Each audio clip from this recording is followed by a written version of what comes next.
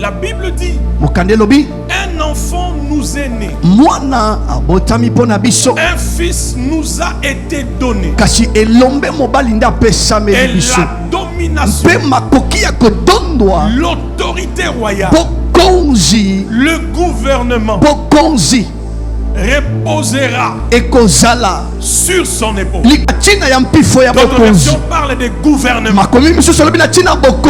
Alléluia. Amen. La première vérité que j'aimerais te dire, c'est que celui dont on parle ici, c'est Jésus-Christ. Parce que tu le sais. Amen. Amen ou pas amen? Donc la première vérité, celui dont on nous parle ici, c'est Jésus-Christ. Elle dit à ton voisin, il s'agit de Jésus-Christ. Fais-le encore bien, dis-lui, il s'agit de Jésus-Christ. Mais écoutez-moi, on nous parle de Jésus dans ses différentes dimensions. La dimension d'enfant et la dimension de fils. Alléluia. Amen. Retenez ceci. Lorsqu'on parle de Christ comme un enfant, là c'est son humanité. Mais lorsqu'on parle de lui comme fils, c'est sa divinité.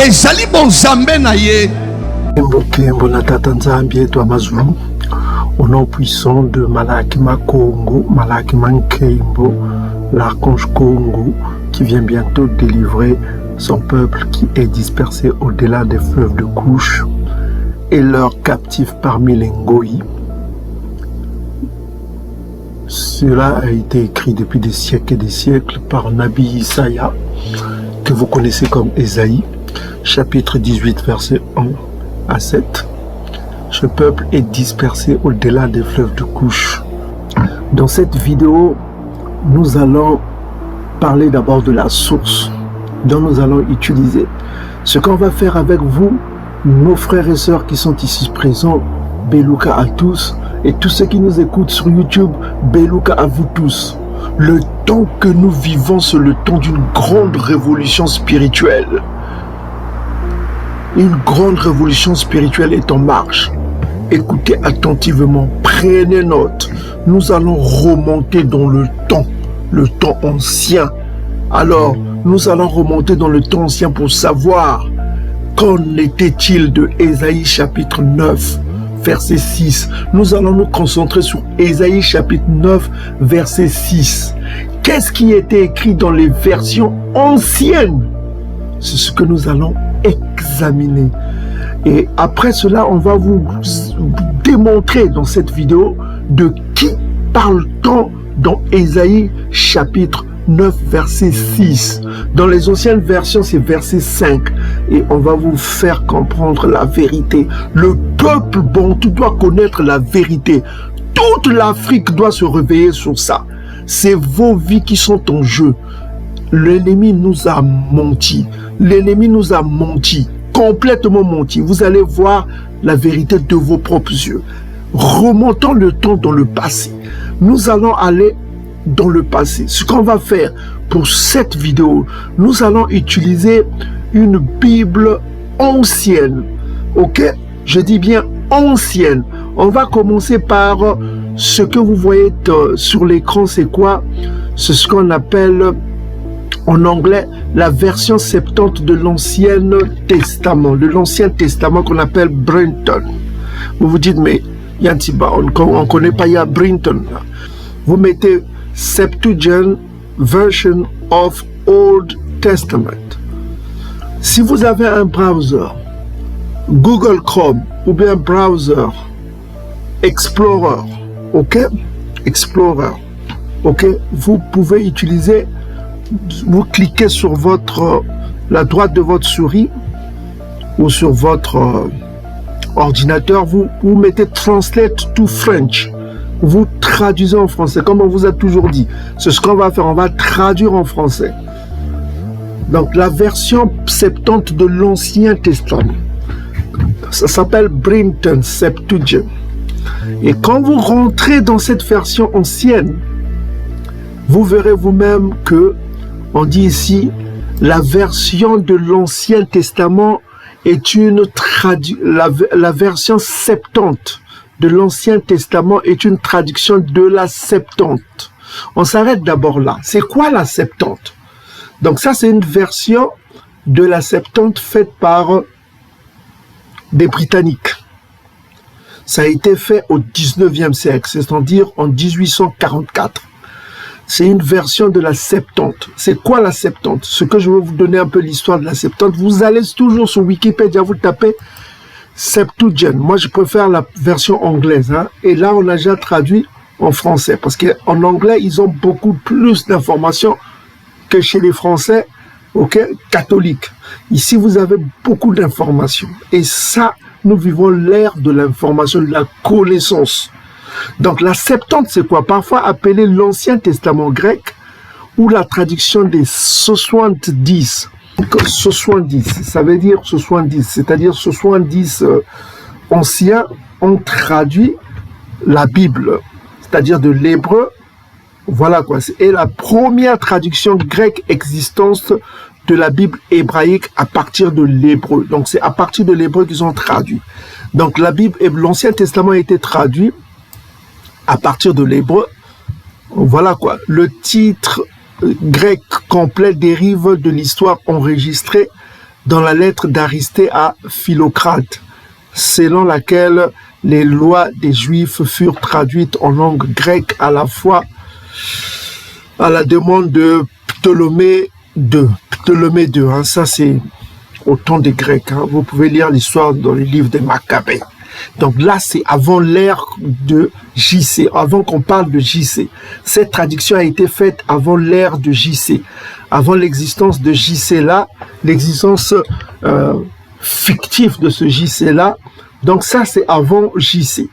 Cette traduction a été faite, donc elle est ancienne, la Septante. Où est-ce qu'on trouve les versions de la Septante ont été traduites en latin, hein, qu'on appelle Vulgate, comme ça. Donc on trouve cela dans le Codex Vaticanus, c'est-à-dire pour que les Grecs connaissent les lois des Bantous, hein, c'était au temps là, au temps des Maccabées.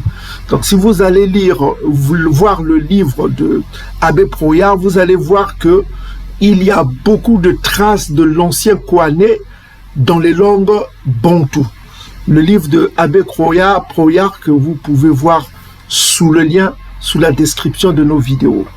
Le livre de Abbé Proyard, vous avez beaucoup d'informations pour savoir que chez les peuples bantous, dans leur langue, on trouve l'ancien hébreu, on trouve l'ancien latin, on trouve le kohané, c'est-à-dire l'ancien grec. Cela prouve qu'il y a eu colonisation, ce peuple a été colonisé par les Grecs. Ok? Donc ça, c'est pour l'histoire. Maintenant, la Septante, là, qui est une vieille traduction, c'est-à-dire de l'hébreu ancien au grec, pour que les Grecs connaissent les lois hébraïques bantoues.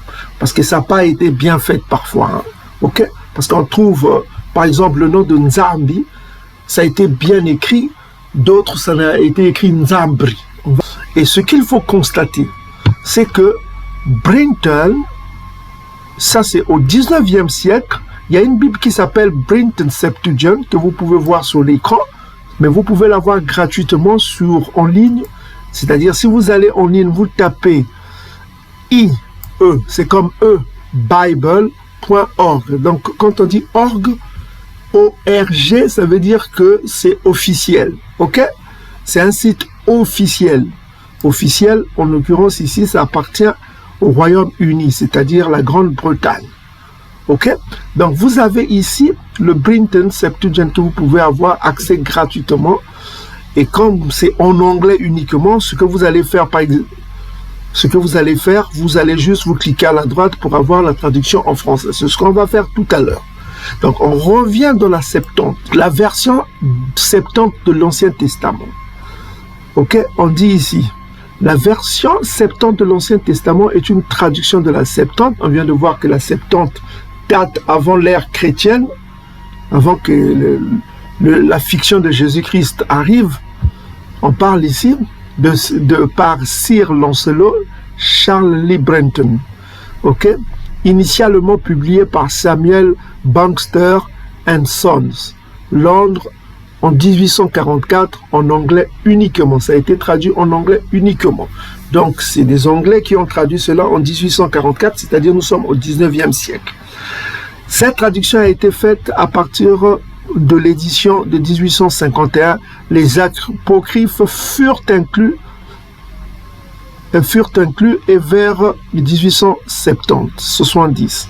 Et une édition avec un grec parallèle existait et un autre paru en 1844. Au XXe siècle, il fut réimprimé entre autres par Zondervan. Maintenant, ce qui est intéressant, ce qu'il faut voir, ça c'est un peu pour l'introduction, on dit que le Codex Vaticanus est utilisé comme source principale. Donc, pour comprendre cette version qu'ils ont utilisée de la Septante, ils se sont basés sur le Codex Vaticanus. Ok?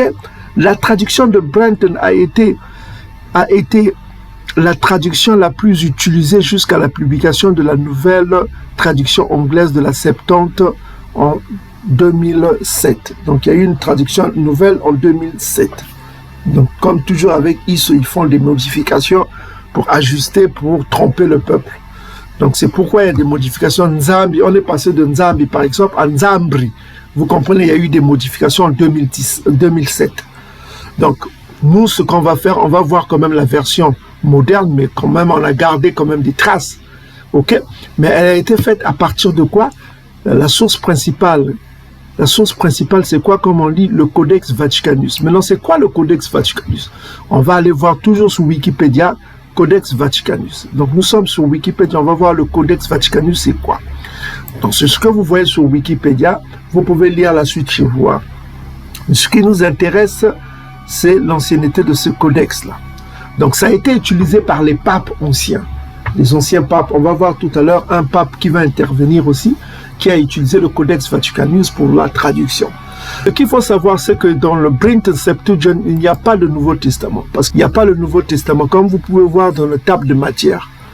Ok, il n'y a pas le Nouveau Testament, il n'y a que la partie. Donc, dans le Codex Vaticanus, ce qu'on va voir, c'est que le Codex Vaticanus est divisé en deux. C'est-à-dire, il y a une partie de la Septante et il y a une partie du Nouveau Testament. Le Nouveau Testament est venu après. Mais ce qui était avant, c'est la Septante. Donc, ce qu'ils ont fait, ils ont traduit que la Septante. OK?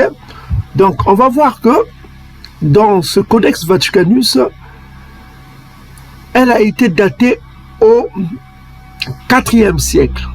Donc, elle a été datée depuis le IVe siècle. Donc, nous sommes au IVe siècle. Donc, c'est le IVe siècle qu'on a appris que, voilà, on vous a donné la traduction de la Vulgate. OK? Donc, on voit que ça date de la fin, elle est datée du IVe siècle. Donc, c'est un vieux manuscrit. On va voir ce que lisaient les papes anciens pour voir. Donc, on a vu que, qu'est-ce qu'on dit dans la Bible Toblis? J'ai pris une copie, hein. Regardez. On dit ici, un enfant nous est né, un fils nous a été donné, toujours au passé. La souveraineté est sur ses épaules. On proclame son nom. On met un tiré, 2 points, et on met des guillemets. Des guillemets, ça veut dire, un guillemet, ça veut dire quoi? Quand vous regardez la définition de guillemets, ça veut dire quoi? Guillemets. On va aller dans le dictionnaire Larousse. On va voir pourquoi ils ont mis des guillemets sur les noms divins qu'ils ont donnés à cet enfant-là. Parce que dans la traduction œcuménique, vous allez remarquer, ils mettent des guillemets. Un guillemet, comme vous voyez dans le dictionnaire Larousse, on vous dit quoi? Guillemet. Signe double utilisé pour isoler un mot, un groupe de mots à l'intérieur d'un énoncé. Donc, ils vont isoler ces noms-là. Pourquoi ils vont isoler ces noms-là? Vous allez comprendre. Vous voyez, ils ont isolé, ils ont mis des guillemets. Merveilleux, conseiller, Dieu fort, Père à jamais, prince de pain, et ils ferment les guillemets. Donc, ils mettent ça à côté. Il y a des commentaires. Hein. Ils vont commenter pourquoi ils ont mis des guillemets. Voilà, nous avons lu ces commentaires. On va aller voir les commentaires. OK? On va aller voir les commentaires. Mais pourquoi ils ont mis des guillemets? C'est la question qu'on s'est posée. Non, on va aller voir les commentaires. Regardez. On va aller 9, 5. On va aller 9, 5. C'est 9, 5. Hein? C'est Ésaïe 9.5. Donc nous sommes dans Ésaïe 9.5. Pas 6, hein, comme dans d'autres versions. Donc regardez commentaire 9.5. Regardez, c'est ici, hein, 9.5. On a mis même le rouge ici. Maintenant on va descendre ici, regardez. Voilà. À la partie là, ils disent que la Septante, pour le plus grand étonnement des pères grecs qui connaissent ces titres messianiques par Simac ou des manuscrits révisés.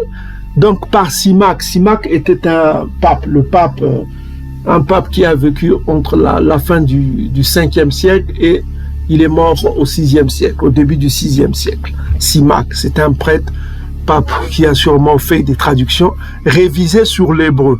Donc ils ont révisé sur l'hébreu. Cette traduction donne quoi? Au lieu de dire, regardez la traduction d'Ésaïe chapitre 6 selon Simac, un pape, voilà quoi, qui a fait sa traduction de la Septante. Il dit ceci, ange du grand conseil, et puis, car je donnerai la paix au chef, la paix et la santé pour lui. Pour ce chef-là, il donnera la paix au chef et la santé pour ce souverain-là qui est né.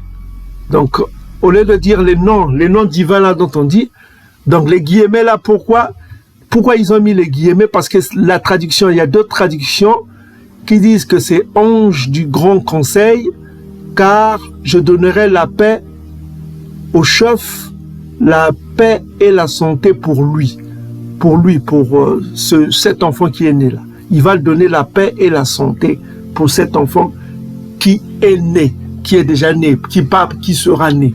C'est ça la différence. Donc cet enfant aura la paix et la santé, on va lui donner la santé. Ok? Donc la paix au chef, je donnerai la paix au chef, au pluriel, je donnerai la paix au chef, la paix et la santé pour lui. Donc voilà.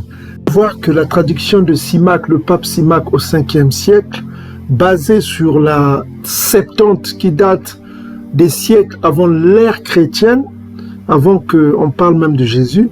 Maintenant, on va aller voir maintenant la traduction de la Septante au 19e siècle, basée sur le Codex Vaticanus, lui-même qui a pris une traduction de la Septante. Est-ce que vous commencez à comprendre? Donc, allons-y dans Brenton Septuagint, hein, la traduction de la Septante. On va aller voir la traduction de la Septante. Qu'est-ce que ça dit? Est-ce que ça épouse Simac? Ok? Pour comprendre ce qu'avaient les catholiques comme traduction dans les siècles passés. Et aussi sur le verset 5. Qu'est-ce qu'on dit ici? On dit que on va augmenter un petit peu pour les sceptiques. Hein. Vous allez voir, il faut faire des recherches, vous les pasteurs. Alors, au lieu de dormir là, regardez, car un enfant nous est né. Toujours le passé, hein.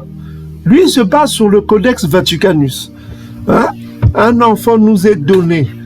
Nous est donné. Dont la domination repose sur son épaule. Son nom est appelé. Non pas sera appelé. Le messager du grand conseil. Donc le nom est appelé. Il est déjà né. Vous comprenez? Car j'apporterai la paix au prince et la santé pour lui. Vous voyez, il apportera la santé pour lui, le Tout-Puissant. Donc on ne peut pas parler de Jésus-Christ. On ne va pas apporter la santé à Jésus-Christ. Hein? Puisqu'il se dit Dieu. Donc c'est quelqu'un qui est né, qui va naître, et qui sera malade, et le Tout-Puissant va lui apporter quoi? La santé.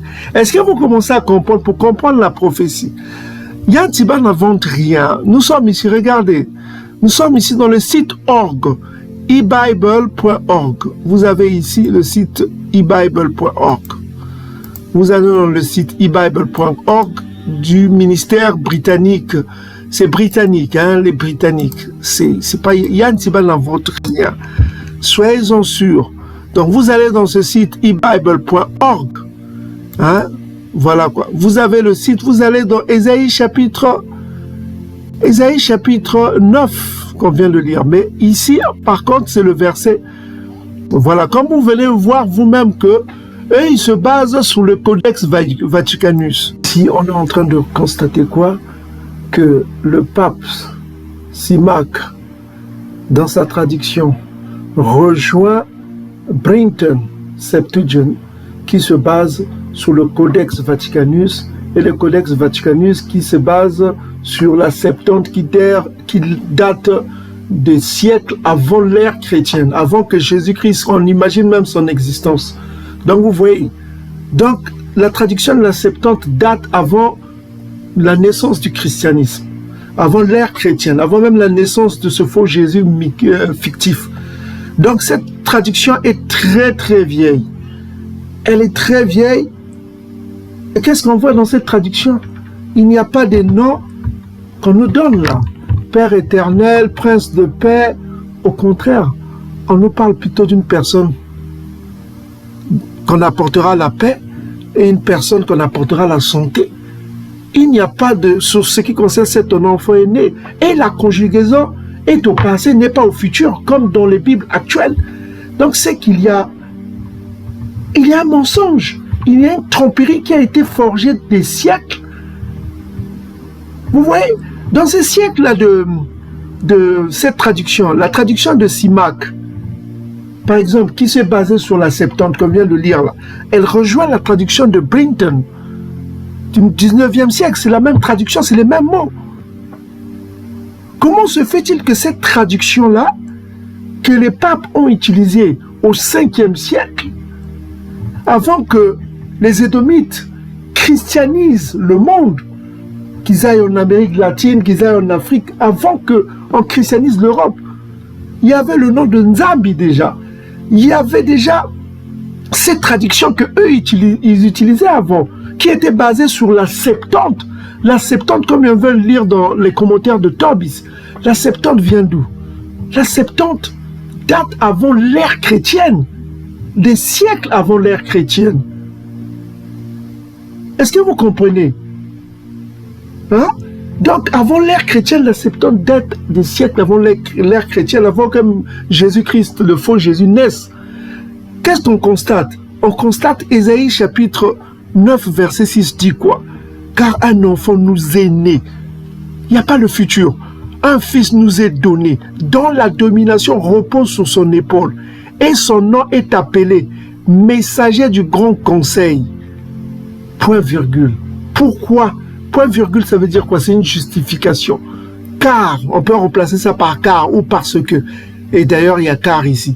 Car j'apporterai la paix au prince, au pluriel, la paix au prince et la santé pour lui. La santé pour lui. Ce n'est pas un être divin dont on va apporter la santé. Mais réfléchissez un petit peu. Ce n'est pas un être divin dont on parle ici. C'est quelqu'un qui est né, qui a eu des problèmes de santé. Et on va examiner de qui on parle. C'est ça le problème. C'est ça la vérité. Ça date avant nos traductions actuelles qui ont été péjorées, qui ont été modifiées des siècles et des siècles pour christianiser l'humanité, pour nous vendre un Christ fictif. Est-ce que vous commencez à comprendre? Un enfant nous est né et un fils nous est donné. Donc il est déjà né cet enfant, il n'y a pas le futur comme on voit dans les Bibles actuelles christianisées, ultra christianisées, pour pousser les gens à croire en Jésus-Christ. On vous pousse là. Vous voyez, en ce temps-là, on ne disait pas ça. Dont la domination repose sur son épaule et son nom est appelé. Vous comprenez, son nom est appelé, le nom sera appelé. Regardez, son nom est appelé quoi? Son nom est appelé le messager du grand conseil. Son nom est appelé le messager du grand conseil. Car, c'est justificatif, pour justifier pourquoi? Car j'apporterai la paix au prince et la santé pour lui, pour cet enfant-là. Ça ne peut pas parler de Jésus. Maintenant, regardez, on met pour. Est-ce que vous commencez à comprendre? On ne peut pas parler de Jésus-Christ ici. On va apporter la santé à Jésus-Christ. C'est qu'il y a eu manipulation, mes frères et sœurs. Réveillez-vous. Ils ont modifié les Écritures. Ils ont modifié les Écritures. Si vous voulez comprendre ce qu'on va dire dans la suite maintenant, allez voir cette vidéo. Ou pour ceux qui ont déjà vu cette vidéo, c'est pas la peine. Hein. Vous allez déjà comprendre. Ok? Donc, dans la vidéo qui s'affiche sur l'écran, qu'est-ce qu'on avait dit? On avait dit que Nabi Isaïa, Esaïe, a eu 2 enfants. Emmanuel et le deuxième enfant qu'on a pu, Maé Shala Kashbaz. Maé Shala Kashbaz. Ok? Donc cet enfant a annoncé quoi? L'invasion de l'Assyrie. Assyrie, pas la Syrie, Syrie, mais Assyrie contre les ennemis de Akaz. Akaz qui était un mauvais roi, idolâtre, sorcier, qui sacrifiait ses enfants, ok, pour la gloire des dieux d'Engoï et des Philistins, j'en passe. Donc, cet Akaz-là a été mal aimé de Tatanzami, c'est pourquoi il avait une menace, ok. Mais parce qu'il était issu de la lignée de Doda, Tatanzami a eu pitié de lui, et voilà quoi, il a fait en sorte que son royaume ne soit pas envahi par ses ennemis, les autres Bantous et les Syriens. Donc, mais, c'est-à-dire qu'il va l'annoncer, demander un signe, etc. On l'a vu dans la dernière vidéo. Maintenant, on va voir l'invasion de l'Assyrie sur les ennemis de Akaz. On a déjà vu cela. Donc, on va commencer à partir de 3, hein, pour que vous ayez le contexte de Ésaïe chapitre 9, pour que vous rentrez dans le contexte. On rentre encore dans le contexte. Donc, je m'étais approché de la prophétesse, elle conçut et elle enfanta. La prophétesse dont on parle, c'est Nabia, c'est la femme de Ésaïe. Ok? Donc, un enfant, elle enfanta un fils. L'Éternel me dit, donne-lui le nom, donne-lui pour nom Maé Shala Kashbaz. Vous vous souvenez, hein? Maé Shala Kashbaz. Car avant que l'enfant sache dire mon père, ma mère, on emportera devant le roi d'Assyrie les richesses de Damas et le butin de Samarie.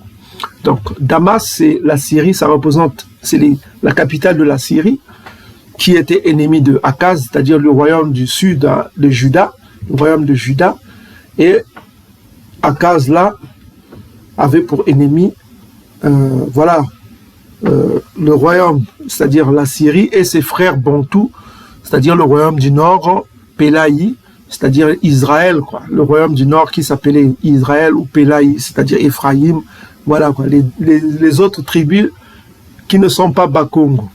Donc on voit que Akaz, là, qui était un Bakongo, avait des ennemis, ses propres frères Bantous, et associé avec les Syriens. On l'a déjà vu dans la dernière vidéo. Donc ici, l'enfant d'Ésaïe qui va naître avant que cet enfant dise papa, maman, cet enfant-là, avant qu'il parle, quoi. Avant qu'il parle, cet enfant-là, c'est-à-dire que déjà, les ennemis d'Akaz, notamment la Syrie et ses frères Bantous du nord, vont être envahis. Donc la Syrie va envahir les 2 royaumes qui sont ennemis de Akaz. Ok, donc vous êtes en train de comprendre déjà. Verset 5 dit quoi? Tatanzami me parla, c'est-à-dire l'esprit Congo, hein, on préfère dire l'esprit Congo. L'esprit Congo me parla encore et me dit, parce que c'est l'esprit de vérité, quoi, et me dit, parce que ce peuple a méprisé les eaux de Siloé. Là on parle maintenant, parce que ce peuple, on parle maintenant des eaux de Siloé, on fait occurrence maintenant au royaume du sud, c'est-à-dire au Bas-Congo, c'est-à-dire la maison de Doda, la maison de David. Ici, c'était sur le roi Akaz. On dit ceci que, voilà quoi. Donc on dit c'est parce que ce peuple a méprisé les eaux de Siloé, qu'il coule doucement et qu'il s'est réjoui au sujet de Rétine et du fils de Rémalia. Donc, on voit que quand les Assyriens ont envahi le royaume, les autres Bantous, les Bakongos qui sont au sud, c'est-à-dire la maison de Doda, et Akaz, les Bakongos se sont réjouis. Ils étaient contents qu'on ait emmené leurs frères Bantous en captivité par les Assyriens. Ils se sont réjouis. Ça, c'est un point qui n'a pas plu à Tatanzami. Parce que ce peuple méprisait parce que ce peuple a méprisé les eaux de Siloé qui coulent doucement, et qu'il s'est réjoui au sujet de Rétine et le fils de Rémalia. Donc, on voit que le royaume du Sud, Yaoundé, le royaume du Sud, Bakongo, Yaoundé, qu'est-ce qu'ils vont faire sous l'autorité de Akaz? Ils vont se réjouir du malheur de leurs frères bantous qui sont allés en captivité dans la souffrance assyrienne. Ils vont se réjouir, ils vont être dans la joie.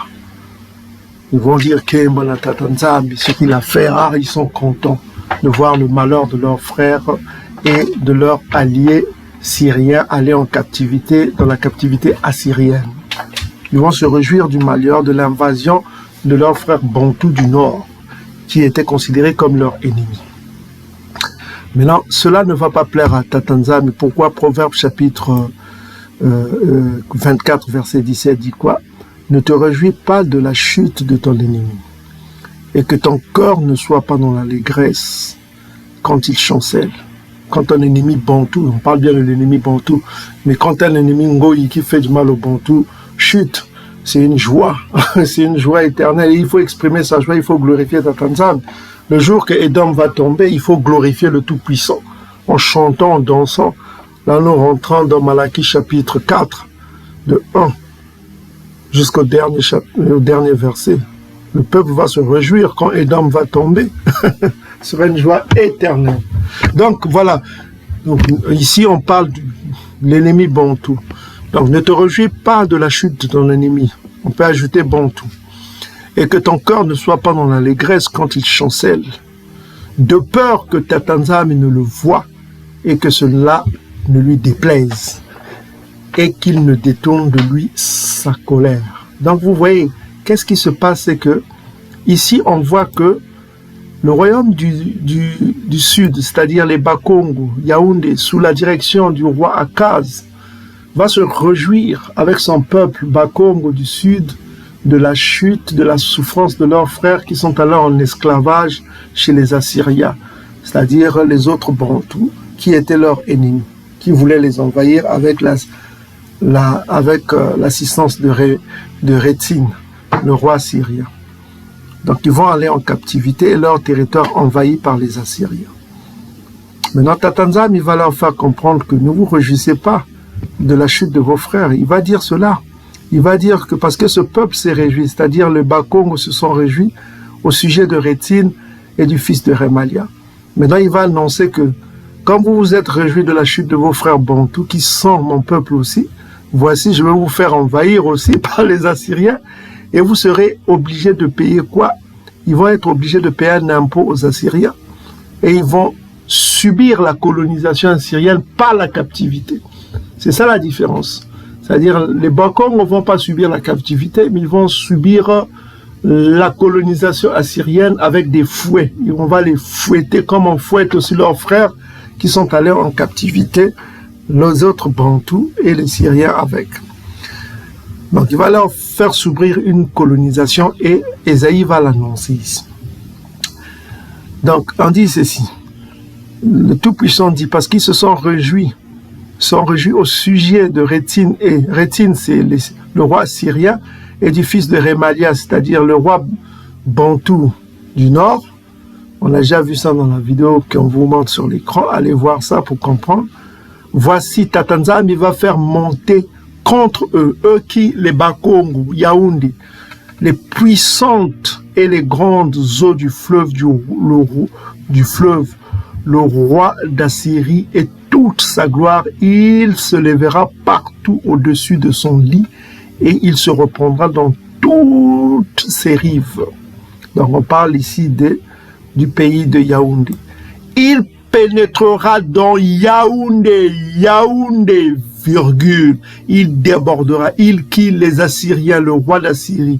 Il débordera et inondera, il atteindra jusqu'au cou. Le déploiement de ses ailes remplira l'étendue du pays d'Emmanuel, c'est-à-dire le pays du prophète Ésaïe, c'est-à-dire qu'il atteindra ses objectifs jusqu'à atteindre Yaoundé.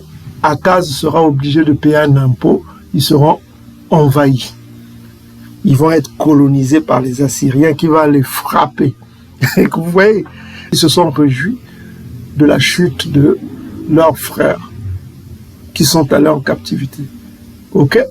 Donc voilà, eux aussi vont subir quoi? La souffrance, la colonisation des Assyriens. Retenez bien les Assyriens. Ok? Donc voilà. Maintenant, on va voir à partir du verset 21, on parle maintenant du royaume du Nord, là où ils sont. Il sera errant dans le pays, accablé et affamé. Ils seront affamés, quoi.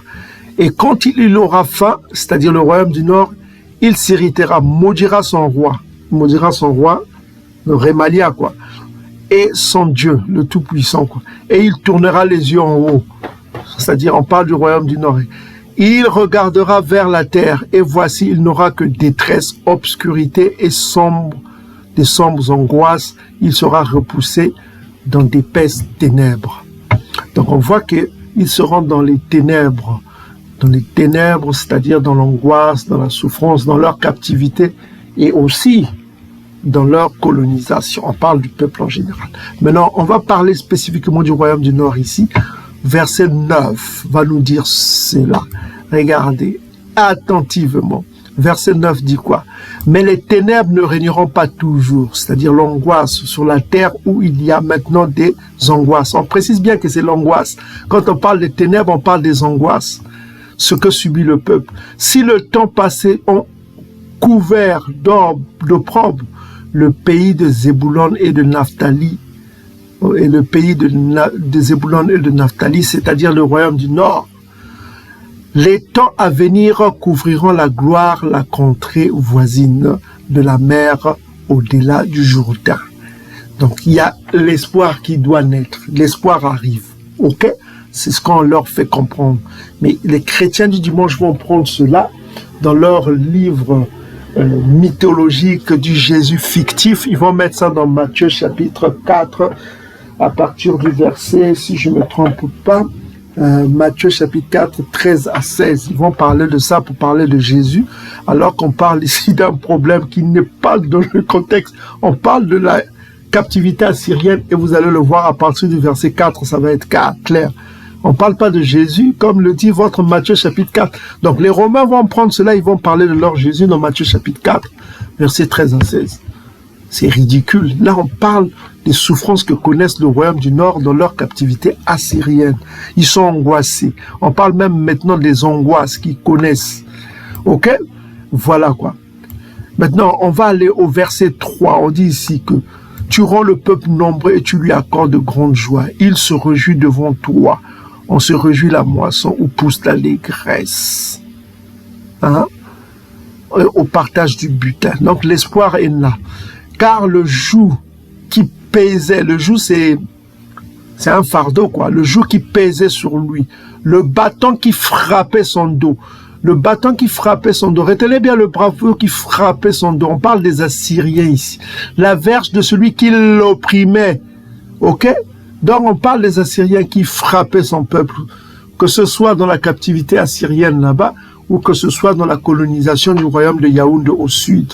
On voit que les Assyriens ne cessent de les frapper avec le bâton.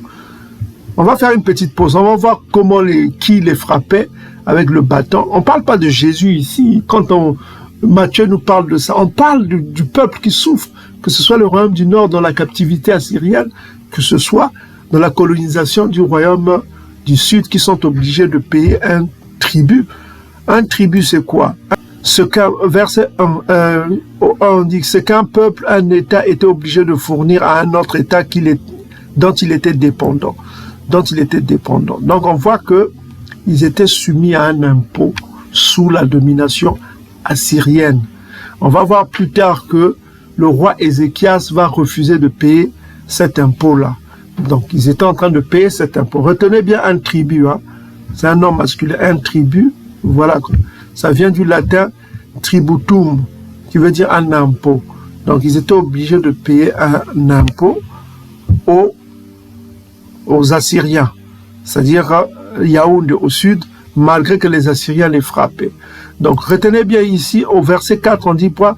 Car le joug qui pesait sur lui, le bâton qui frappait son dos, la verge de celui qui l'opprimait, hein, toujours au passé, hein, qui l'opprimaient, tu les brises, comme à la journée de Madian. Retenez bien la journée de Madian. Donc on voit que ça sera comme au temps de Massa. Quand on parle de la journée de Madian, on rappelle le temps de Massa. Qui était là? C'est l'archange Congo Dieto. Donc voilà. Maintenant, on voit que au verset Ésaïe chapitre 10 va répéter la même chose. Donc, Ésaïe chapitre 10 à partir du verset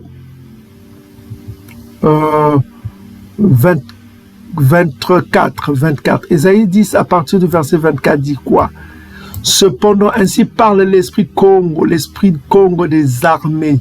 Ô mon peuple qui habite en Tsiani, ne crains pas l'Assyrien, il te frappe de la verge, toujours de la verge dont parlait Ésaïe chapitre 8, verset 4, de la verge. Vous voyez, Mika aussi va parler de ça, Michel va parler de ça.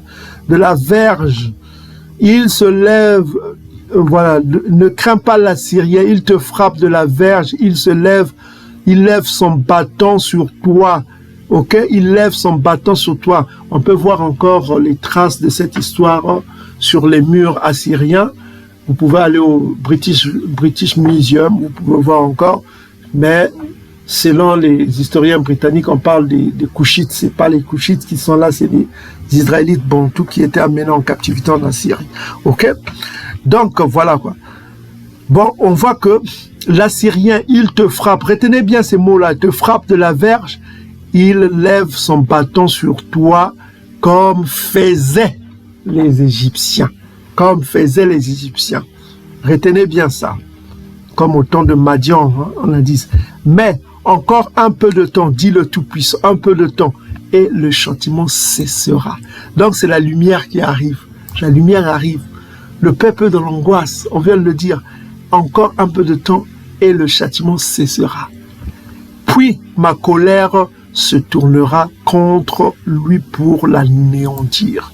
Donc Tatanzam, il va punir la Syrie après avoir cessé la captivité de son frère, de son peuple bantou du nord et la colonisation de son peuple du sud. Donc, ok, c'est-à-dire sous l'autorité d'Akaz. Maintenant, verset 26. L'esprit Congo des armées agitera le fouet comme il frappa Madian au rocher d'Oreb. Donc, au temps de Madian, toujours au temps de Massa, il le fera comme au temps de Massa. Qui était là? C'est l'archange Congo. Donc, il fera Tatanzambi, on verra l'archange Congo pour résoudre ce problème assyrien. Est-ce que vous commencez à comprendre? C'est ce que ça veut dire. Et vous allez le comprendre dans la suite de la vidéo. Et de même qu'il leva le bâton sur la mer, il lèvera encore comme en Égypte pour libérer son peuple de la Syrie, c'est-à-dire qu'il fera intervenir quoi? L'archange Congo contre les Assyriens. Congo. Donc vous commencez à comprendre, hein? Ça c'est un point. C'est pourquoi il a parlé comme au temps de Madian. Donc nous avons ici un problème, c'est que les Assyriens oppressent son peuple, frappent son peuple avec un bâton et une verge. Retenez bien ça. Et Ésaïe chapitre, on repart dans Ésaïe chapitre 9, verset 4. Donc on a identifié le joug là, c'est l'Assyrien. Le bâton qui frappait là, c'est les Assyriens, sur le dos de son peuple. La verge là, c'est les Assyriens qui opprimaient, tu les brises comme dans la journée de Madian. Donc ça veut dire qu'un peu de temps, le peuple va être libéré. Pourquoi? Parce qu'il y a une lumière qui arrive. Okay? Il y a une lumière dont on a parlé ici. Le peuple qui marchait dans les ténèbres voit une grande lumière. Cette lumière-là indique quoi? Le salut qui arrive. C'est-à-dire la délivrance qui arrive. Ok? La lumière qui resplendit, c'est la délivrance. Et les chrétiens du dimanche, les scribes romains vont prendre cette délivrance du peuple bantou qui subit une colonisation hardcore avec des fouets, avec un tribut à payer aux Assyriens. Ils vont prendre cela pour mettre pour leur histoire de Jésus. Vous voyez déjà le premier point. Dans Matthieu chapitre 4, versets 13 à 16. C'est malhonnête. Ici, on parle d'autre chose. On parle de l'oppression assyrienne, de la captivité assyrienne, de son peuple, de la colonisation assyrienne, de son peuple du sud. Voilà quoi. Donc il annonce qu'après un peu de temps, vous verrez que la délivrance arrive. Et c'est cette lumière-là dont a parlé Isaïe. Donc quelle est cette lumière qui apporte l'espoir, qui apporte la délivrance du peuple bantou, de la captivité assyrienne, qui apporte l'espoir du peuple bantou en ce temps-là, puisque l'enfant est déjà né, nous dit Isaïe, dans Isaïe chapitre 9, verset 5, dans les traductions anciennes, verset 6, dans les traductions christianisées qui ont été modifiées comme on vient de le lire tout à l'heure. Maintenant, on va se servir toujours des anciennes traditions, on ne va pas se servir de la traduction moderne qui est corrompue. La traduction moderne est corrompue. Elle ne reflète pas ce que lisaient les anciens papes fondateurs de l'église du christianisme édomite. Les fondateurs de l'église du christianisme édomite n'avaient pas la traduction moderne actuelle qui est le fruit de la conquête des peuples en prêchant le christianisme édomite. On va repartir dans les siècles antérieurs, on va repartir dans le passé pour voir les conclusions, les traductions datant de l'avant l'ère chrétienne. Dans la traduction Brenton nous donne un exemple ici dans cette traduction d'Ésaïe. Ok? Donc, Ésaïe nous dit quoi dans la traduction Septante, de la Septante qui date avant l'ère chrétienne? On nous dit quoi? Un enfant nous est né, c'est cet espoir-là. Un fils nous est donné. Dans la domination repose quoi? Sous son épaule. Et son nom est appelé le messager du grand conseil. Car, dit le Esprit Congo, j'apporterai la paix au prince, c'est-à-dire au pluriel, au prince, et la santé pour lui. Le lui là est au singulier, ça indique quoi? C'est cet enfant qui est né, un fils qui est donné. C'est lui qui va apporter, il va lui apporter la santé, ça veut dire qu'il va être malade au cours de sa gouvernance, de son règne, de sa domination. Parce que le terme ici c'est domination. Celui qui va régner sur Yankaba pendant le temps de la captivité assyrienne qu'on vient de voir, c'est lui qui apporte l'espoir, la lumière, la délivrance au peuple bantou qui est dans des circonstances sous la colonisation assyrienne et sur la captivité assyrienne pour les bantous du nord. Ok? Donc, on va voir qui est cet espoir-là, cette lumière. On va voir aussi les contemporains d'Ésaïe. Parce qu'il faut se souvenir que Ésaïe avait deux grands prophètes contemporains qui ont vécu avec lui. C'est-à-dire que nous avons Ésaïe, si vous lisez Ésaïe chapitre 1, Osée chapitre 1 et Michée chapitre 1, vous voyez que c'est des contemporains d'Ésaïe. Tous ont prophétisé au temps de Jotham, Akaz, Ézéchias, excepté Michée qui n'a pas prêché au temps de Osias. Toujours la maison de Doda, la maison de Yaoud. Parce que quand on remarque cela, que ces trois prophètes ont été contemporains d'Ésaïe, on peut remarquer que Ésaïe était plus vieux, Osée était plus vieux, et Mika était plus jeune. Michée était plus jeune parce qu'il n'a pas vécu au temps de Osias. Mais tous ont prophétisé au temps de Jotham, Akaz, Ézéchias, roi de Juda, de Yaoundé. Donc, ce qu'on va faire, on ne va pas étendre la vidéo en vous donnant les noms véritables de ces rois. Si Tatanza me le permet, on aura d'autres occasions pour vous donner le nom de ces rois-là. Mais on va se focaliser sur Ézéchias, qui est le principal roi dont on va parler dans cette vidéo-là. Maintenant, on va voir l'autre prophète qui a prophétisé de la verge. Souvenez-vous que la verge représente quoi?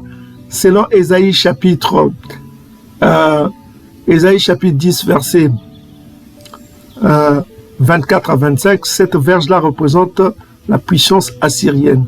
Donc pour cela, on va aller dans la prophétie de Michée pour voir de quoi Michée parle toujours de ça. Michée chapitre 5 verset 1.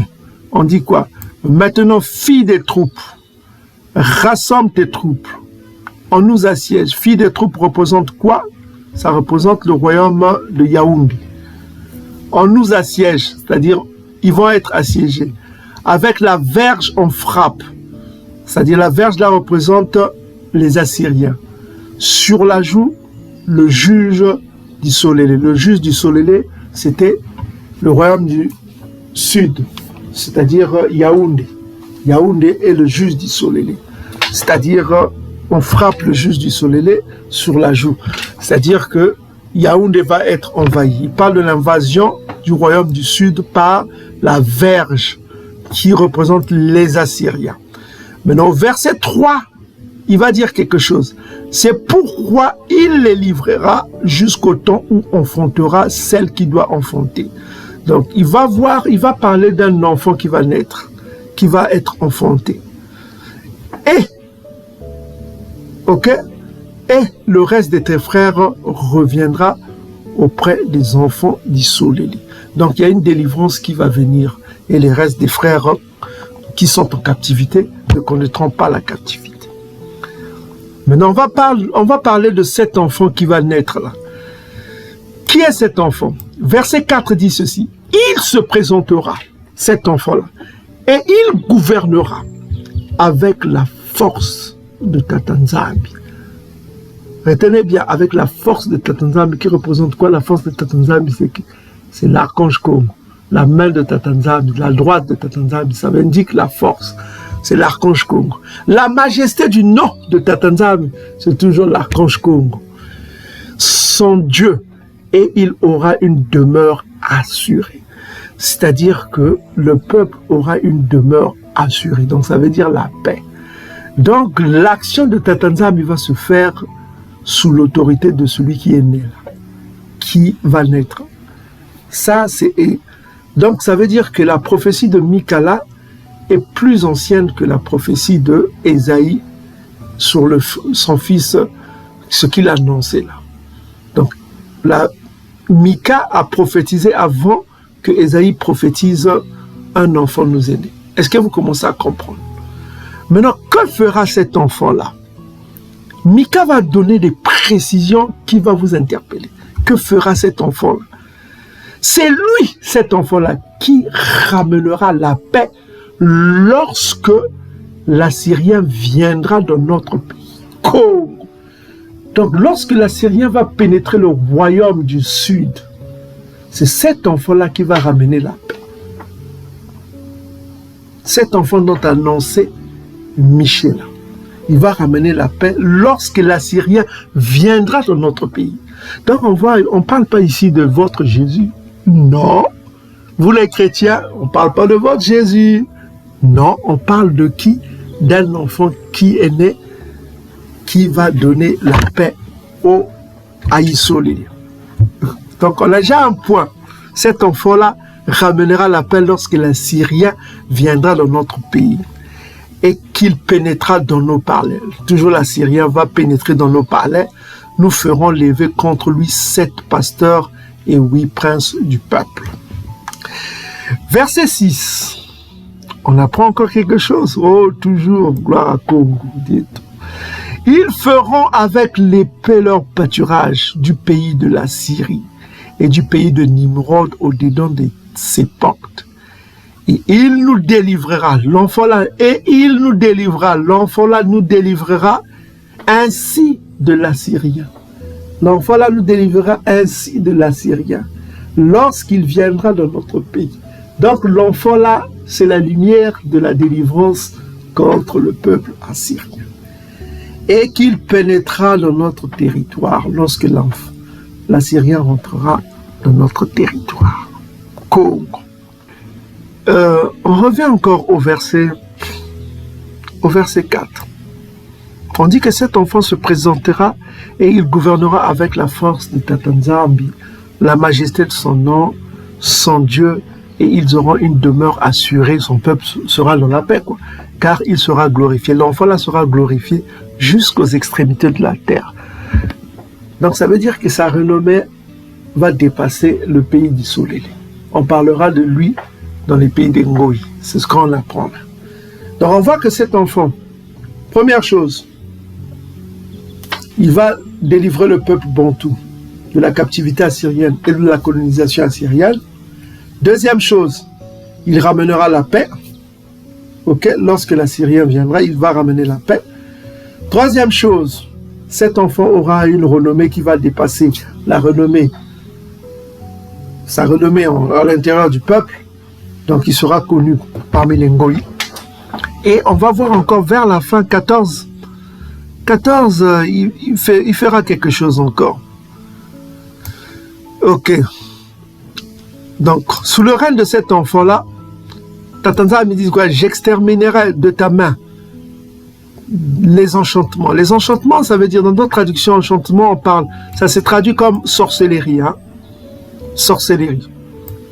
Voilà, il va détruire la sorcellerie. Ok? Il n'y aura plus de magiciens. Quand cet enfant-là réunira, j'exterminerai du milieu de toi des idoles. Donc cet enfant-là fera cesser l'idolâtrie et les statues. On ne se prosternera plus sur ça, sous son règne. Et j'exterminerai du milieu de toi des idoles d'Astarté, je détruirai tes villes. Et sous le règne de cet enfant-là, j'exercerai ma vengeance, ma colère avec fureur sur les nations qui n'ont pas écouté. Donc, c'est-à-dire sur les nations qui ont fait du mal à son peuple, il va se venger contre les Assyriens. Ok, comme il l'a déjà annoncé dans Ésaïe chapitre 10. Donc, on va voir qui est cet enfant. Cet enfant qui est né, Mika a défini ici au verset 4, c'est-à-dire cet enfant gouvernera. Ça veut dire que ce sera un roi. Roi Bantou du Nord est amené en captivité. On va voir qui est cet roi. Ce roi-là qui va cesser, qui va faire cesser l'idolâtrie, qui va faire cesser tout cela. On va voir qui est cet roi. Donc on va voir les rois qui ont régné au temps de Isaïe, de Ésaïe et de Michée, qui donnent les prophéties. On va éviter, oser pour ne pas étendre la vidéo.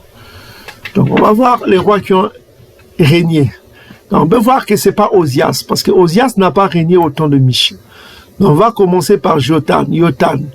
On voit que Yotam, quand il a régné, les Assyriens n'ont pas pris la captivité. Pas encore.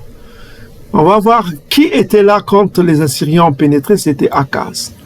Donc il n'y a que deux possibilités. Ça peut être Akaz ou Ézéchias. Il n'y a que les deux rois-là dont on peut voir, savoir qui. Voilà quoi. Donc Akaz a vécu la captivité assyrienne. Et son fils, Ézéchias, était là. Donc ça veut dire que ça soit Akaz, soit Ézéchias. On voit que Akaz, lui, il était idolâtre. Il est déjà exclu. Donc il ne reste que Ézéchias. On va examiner le nom d'Ézéchias. Que veut dire le nom d'Ézéchias en langue hébraïque pour examiner, parce que le Tout-Puissant agit toujours sur la destinée. Donc on va voir, examiner le nom d'Ézéchias, ce que ça veut dire son nom. Et puis on va comprendre quelque chose. Là, on va examiner Ézéchias. Qui était Ézéchias? Donc vous avez plusieurs passages qui parlent d'Ézéchias, qui était un roi juste. Ok? On va lire d'abord qui était Ézéchias, le règne d'Ézéchias. Donc on dit ici que la 3e année d'Osias, fils d'Éla, Ézéchias, fils d'Akaz, c'est le fils d'Akaz, hein? Akaz, le roi idolâtre là, régna. Donc il y a le règne de Ézéchias qui va commencer. Mais quel est le nom de la signification du nom Ézéchias? On vous a parlé des Bakongo. Quel est le lien de ce monsieur-là avec le peuple que Dieu de l'univers dit que son peuple est dispersé au-delà des fleuves de Couche, selon Sophonie chapitre 3, verset 10 à 20. Est-ce qu'il y a un lien entre ce monsieur Ézéchias et le peuple qui est dispersé au-delà des fleuves de Couche? Dans le nom, on a trouvé le nom Nzambi dans les Bibles les plus anciennes. Vous allez juste dans King James.org, vous mettez King James.org, organisation dans votre Google, vous tombez sur la page des Apocryphes qui est un site officiel du gouvernement britannique. Vous trouverez le nom Nzambi dans les anciennes Bibles et Apocryphes qui veut dire caché. On vous a déjà montré cela. Donc, est-ce qu'il y a un lien entre ce Ézéchias dont on parle dans 2 Rois chapitre 18 et le peuple bantou qui est dispersé au-delà du fleuve de Couche? Donc, on va décortiquer son nom pour savoir quel est le lien entre ce monsieur dont on parle et le peuple que Dieu dit lui-même que mon peuple est dispersé au-delà des fleuves de Couche.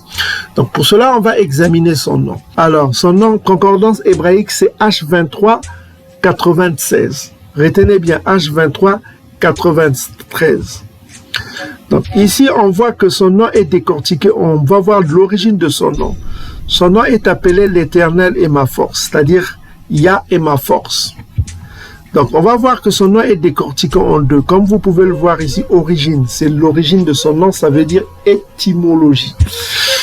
Donc on voit que c'est décortiqué en deux. Donc le premier, si on commence par la droite, c'est Yah. Yah veut dire chez les Congo, comme en hébreu, le supérieur, c'est lui qui est digne de révérence, de respect. Ok? Donc, en l'occurrence, on peut parler de Tatanzan qui est Yah, on peut parler de l'archange Congo qui est Yah, on peut parler d'un grand frère qui est Yah, ça veut dire celui qui est juste digne de respect, de révérence. Maintenant, deuxième nom, c'est ça qui nous intéresse, son deuxième nom, c'est 2388. Deuxième, c'est-à-dire le préfixe de son nom. Le préfixe, nous avons vu le suffixe, nous allons voir le préfixe. Le préfixe indique la force. On voit bien dans les traductions, on dit la force, le courage. Or, on sait dans les synonymes que le courage indique la force. On sait que ce roi avait le courage de refuser de payer le tribut aux Assyriens, puisqu'ils étaient assujettis à payer le tribut. Lui, il a refusé de payer cela. Contrairement à son père Akaz, qui était un idolâtre, un soumis, lui payait. Mais lui, parce qu'il avait confiance en Tatanzan, que c'était un roi Tsiadi, c'était un juste, il dit que Tatanzan, il va me protéger. Je refuse de payer. Ok? Il refuse de payer le tribut que toutes les contrées colonisées par les Assyriens devaient payer. Mais lui, il a refusé de payer, comme on peut le lire ici, dans 2 Rois chapitre 18, à partir du verset 7. On dit que « Et le Tout-Puissant de l'univers, Tatanzan, fut avec Ézéchias, qui réussit dans toutes ses entreprises. Il se révolta contre le roi d'Assyrie et ne fut plus assujetti. » Donc il a arrêté de payer le tribut qu'il devait payer au roi assyrien que son père payait. Pourquoi il n'a pas payé? On va voir cela plus tard. Ce qui veut dire, c'est ça. C'est que son nom veut dire Kessa Ya. C'est-à-dire Kessa ou Kassa. Kassa. Ici, il y a, comment on l'appelle? Il y a le Het qui a le son du K, comme avec Congo, on peut dire. Voilà. Le Het a le son du K. Donc, on a K ou Ke. On peut dire Ke ou K. Ici, en l'occurrence, ils ont un dalet ici, un A qu'ils ont mis. Les dalets, c'est les petites lettres que mettent les Amalékites pour donner le son, parce qu'il n'y a que des consonnes, il n'y a pas de voyelles, quoi. Donc, on peut prononcer Kesa, il y a le Keza ou Keza. On ne peut pas prononcer le kof à la pale qui est le Kula. La consonne finale va être sourde, comme avec Maï. On ne dit pas Maïm, on dit Maï. On ne prononce pas en paléo-hébreu. Ça peut se prononcer dans d'autres circonstances, mais ici, en l'occurrence, on ne va pas prononcer le kof. Donc, il y a le ko, il y a le he, le het, il y a le zaïn, le z. Or, le z peut avoir le son du s, hein, comme avec masa ou maza. On peut dire masa ou masa en paléo-hébreu, comme chez les bantous. Maintenant, il y a le kof à la fin qui ne va pas se prononcer. Donc, on peut dire kaza, kasa, ou keza, ou keza. En l'occurrence, les Congos prononcent la kesa, qui veut dire courage. Comme vous pouvez le voir ici, courage, c'est traduit comme, ça se traduit dans d'autres traductions, courage, ça se traduit comme la force, ok, force. Or, force est synonyme de courage, ok. Donc, rendre fort, rendre force, c'est pourquoi on a traduit son nom comme la force de l'Éternel. Donc, ça veut dire Kesaya, son nom était Kesaya. Or, ce mot Kesa, qui veut dire courage, chez nous, les Congo, Maké, ça veut dire soldat, quoi. C'est celui qui a le courage d'aller donner sa vie pour le peuple. Courage, Kesa, Makesa. Ok? Donc, Kesa, qui veut dire force, courage, c'est les Bantous, puissance aussi. Donc, ça veut dire que son nom est relié et lié à ce peuple que Dieu a dit qui est dispersé au-delà des flottes de couches. On a déjà un point important ici pour comprendre qui est ce personnage-là. Donc, on voit qu'il y a le lien entre ce personnage qui est de la maison de Doda, qui est un petit arrière-fils de Doda. Donc, on voit que son nom était Kesaya. Ça veut dire que Tata Nzambi me donne le courage, ou est mon courage, et ma force, si vous voulez, ma puissance. Donc, on voit que son nom est lié à la force, est lié au courage. C'est pourquoi on revient encore dans Michée qui avait annoncé que ce personnage va gouverner avec la force de Tata Nzambi. On voit que son nom a déjà un lien prophétique avec le personnage. Mais on va étudier un peu le personnage. Qui est-il? Dans 2 Rois chapitre 18, versets 1 à 7, on va s'arrêter là pour continuer encore avec d'autres. Voilà. On parle du règne de Kesaya. On va donner son nom, Kesaya. Le 3e année d'Osée, Yosua, fils d'Ela, roi d'Isolélé, du royaume du Nord, roi d'Isolélé, de Yosua, fils d'Ela, roi d'Isolélé, Kesaya, fils d'Akaz, roi de Yaoundé, régna. Donc, Kesaya va régner. Il avait 25 ans lorsqu'il devint roi. Il est devenu roi à 25 ans. Il régna 29 ans à Salama. Sa mère s'appelait Abiya. Donc Abiya, ça s'écrit comment? Vous avez le Aleph, le B et le Bet et le Yod. Donc on ne prononce pas le Aleph, ça reste quoi? Biya.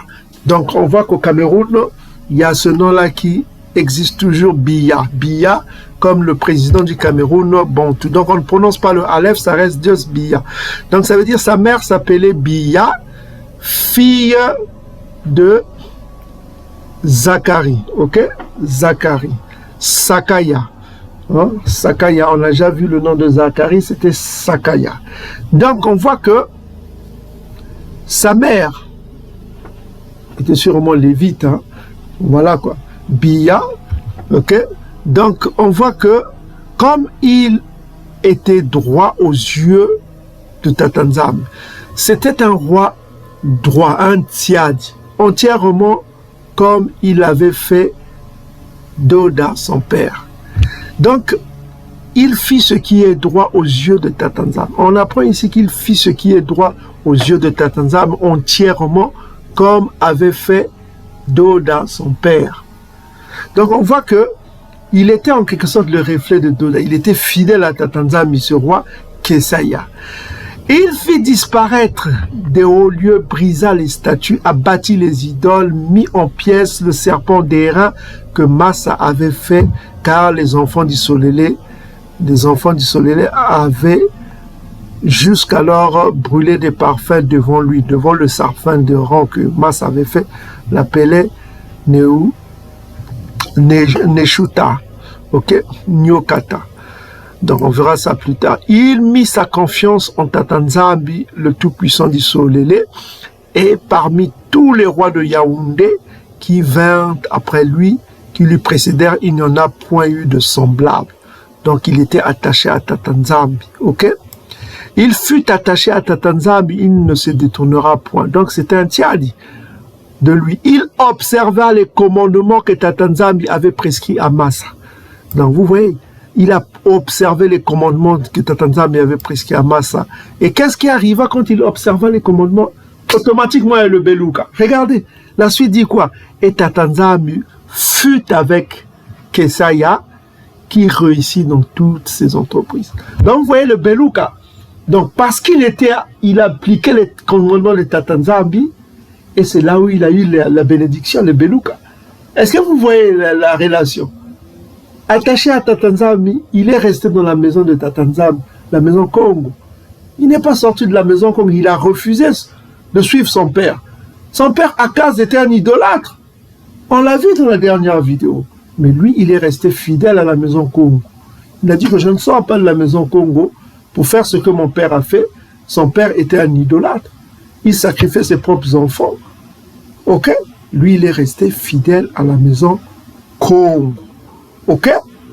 Et après, ensuite, il se révolta contre le roi d'Assyrie, puisqu'il était assujetti à payer un tribut au roi assyrien. Il a refusé de payer la tribu là parce qu'il avait confiance que Tatanzambi est son protecteur. Ok?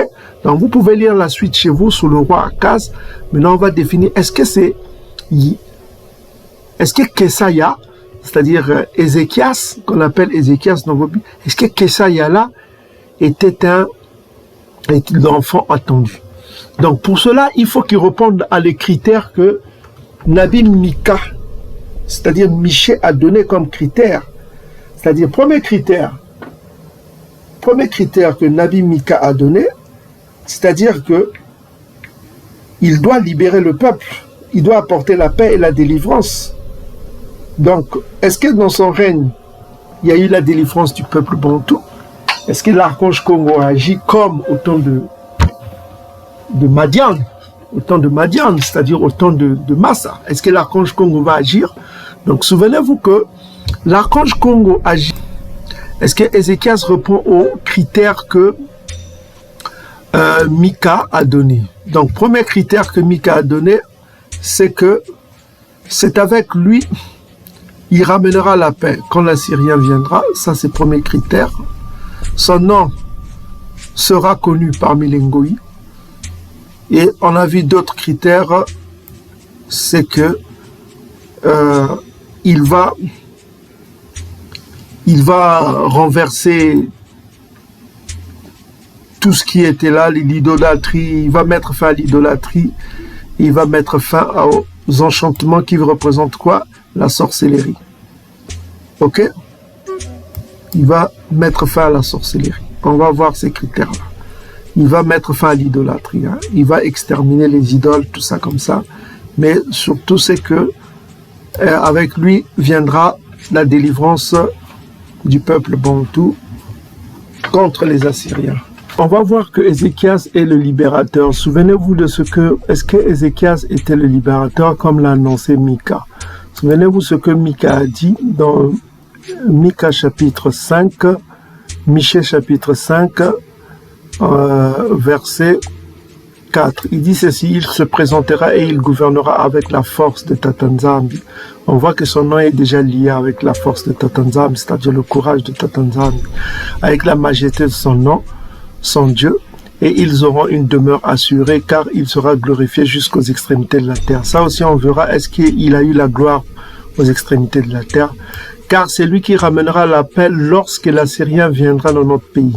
Donc on va voir quand est-ce que l'Assyrien est venu. Quand l'Assyrien est venu dans notre pays, dans le pays de Yaoundé, est-ce que c'est lui qui a ramené la paix? Ok? Et qu'il pénétrera dans nos palais, nous les verrons. Donc lui, il ramènera la paix quand l'Assyrien viendra. On parle de cet enfant-là. Souvenez-vous de cet enfant. Voilà, où enfantera celui qui doit enfanter. Le reste de tes frères reviendra auprès de ses enfants. On parle de cet enfant-là qui est né. C'est lui qui ramènera la paix. On parle de cet enfant au verset 3. Et cet enfant a été annoncé aussi par Nabi Isaïa. Isaïe a parlé de cet enfant dont le nom est, voilà quoi, un enfant nous a été né, et déjà né, était déjà né, il était déjà là quoi, comme enfant, voilà quoi. C'est cet enfant qu'on parle dans vos traductions, Ésaïe chapitre 9 verset 6. Donc c'est lui qui ramènera la paix quand les Assyriens vont pénétrer. On va voir, est-ce que quand les Assyriens ont pénétré, est-ce que c'est lui qui a ramené la paix, et avec l'aide de qui? Souvenez-vous, hein, avec la force de Tatanzami. Il gouvernera avec la force de Tatanzami, qui est l'archange Congo, le nom de sa majesté, qui est l'archange Congo. On va voir, est-ce que cet enfant a gouverné avec la force de Tatanzami et la majesté de Tatanzami, comme l'a annoncé Mika. Est-ce que c'est lui qui va ramener la paix lorsque l'Assyrien viendra dans le pays? On va aller voir lorsque l'Assyrien est venu dans le pays, est-ce que cet enfant-là était là, il a ramené la paix. Donc, on est ici dans 2 Chroniques. Alors, dans 2 Chroniques chapitre 32, prenez vos Bibles, 2 Chroniques chapitre 32, on va voir est-ce que Kesaïa, Ézéchias et cet enfant-là.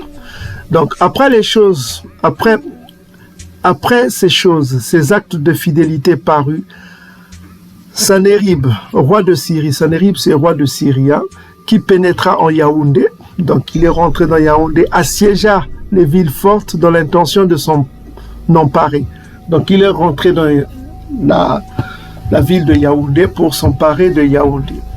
Ézéchias voyant que Ézéchias, donc on a Kesaïa, voyant que Sennacherib était venu et qu'il se proposait d'attaquer Salama, d'un conseil avec ses chefs et ses hommes vaillants.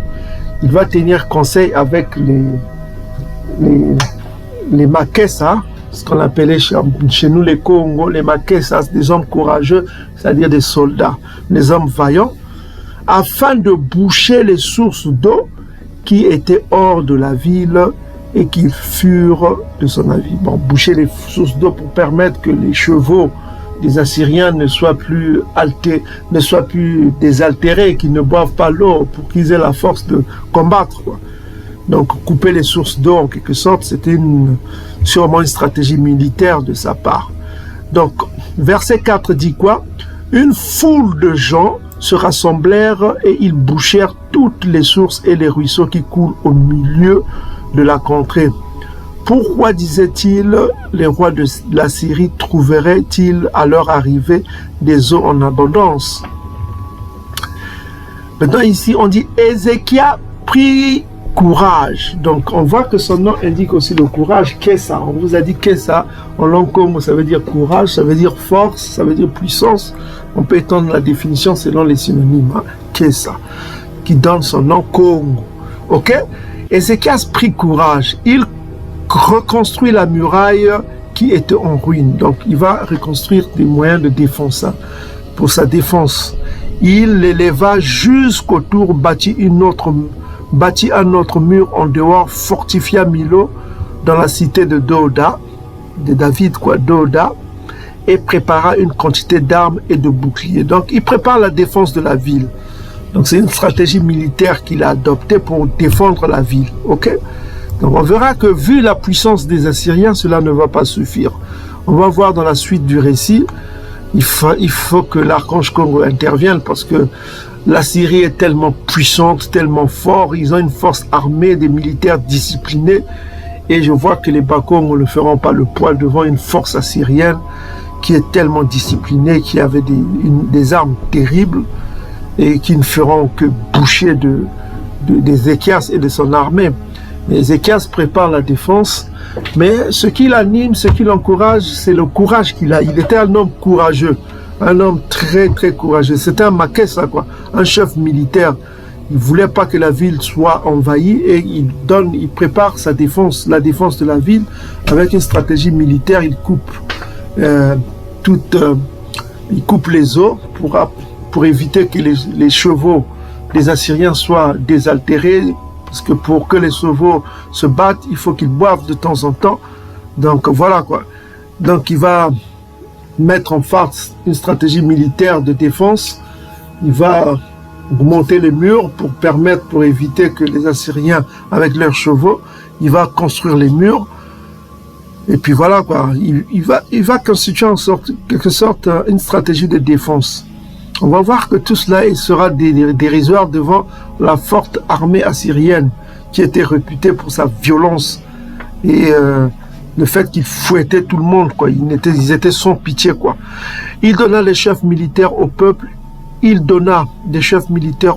les réunit auprès de lui sur la place de la ville, de la porte de la ville, s'adressant à leur cœur et dit: fortifiez-vous ayez courage. Le courage, c'est toujours, il parle au makesa, quoi. Makesa, en langue Congo, chez nous les Congo, makesa veut dire soldat aguerri, quoi. Aguerri, un soldat fort, obéissant et qui est prêt à donner sa vie, quoi.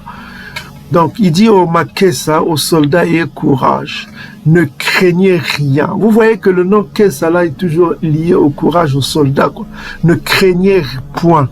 Ne soyez point effrayés. Donc, il encourage ses soldats à être forts, à défendre la ville, à donner leur vie si possible, quoi, devant le roi d'Assyrie et devant toute la multitude qui est avec lui, car avec nous, il y a plus qu'avec lui.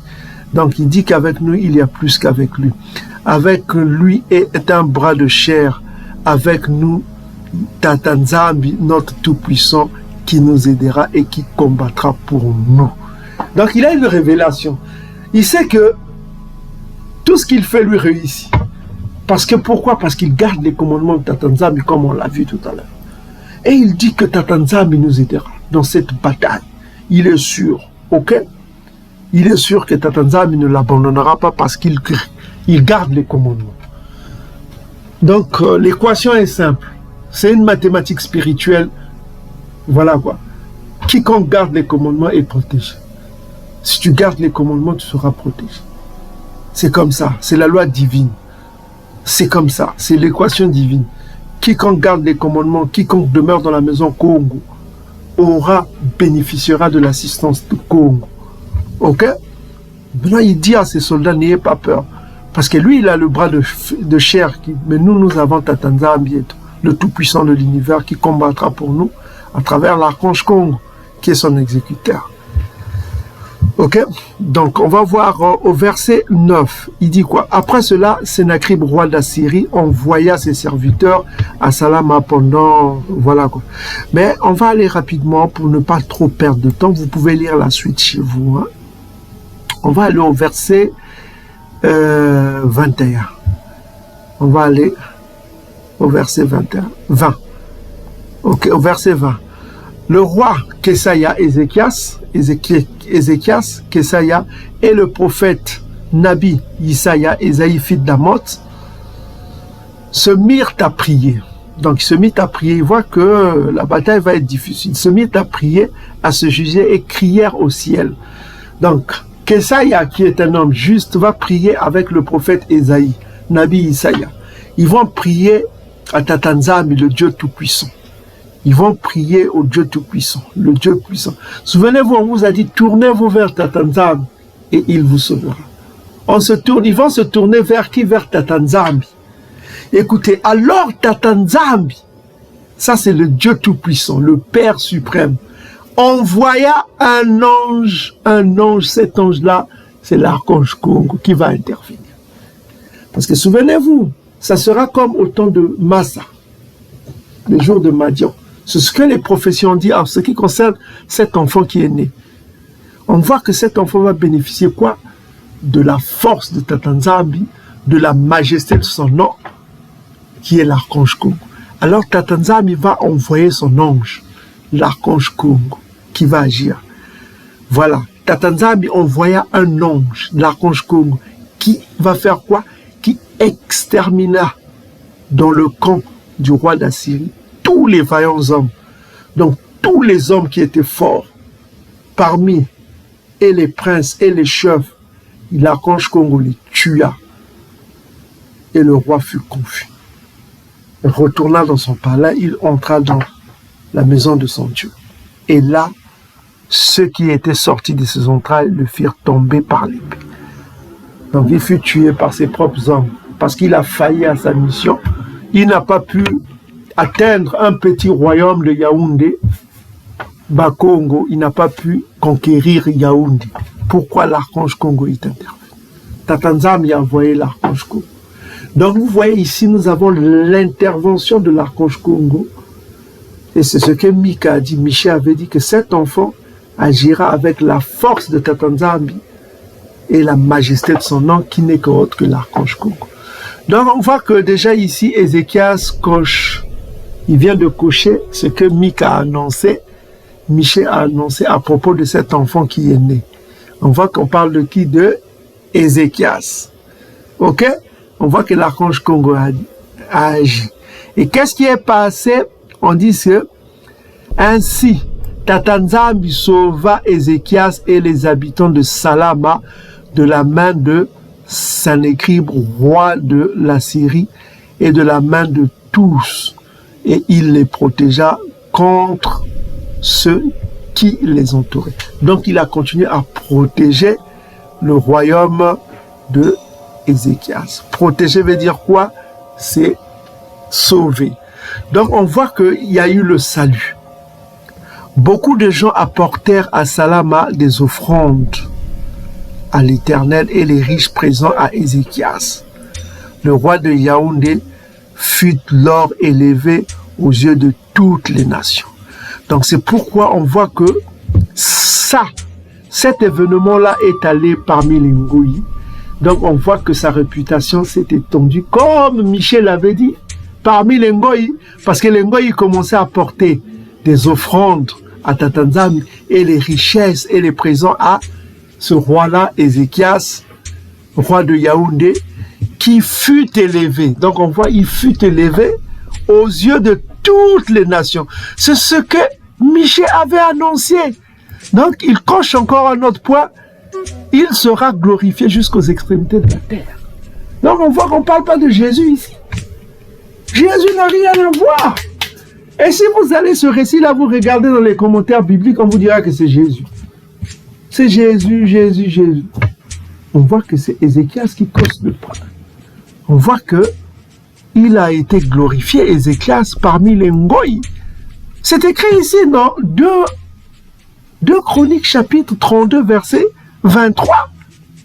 On voit que Ézéchias, sa réputation, il fut élevé aux yeux de toutes les nations.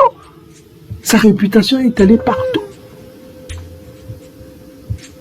Est-ce que vous commencez à comprendre la beauté du coma des Bankang?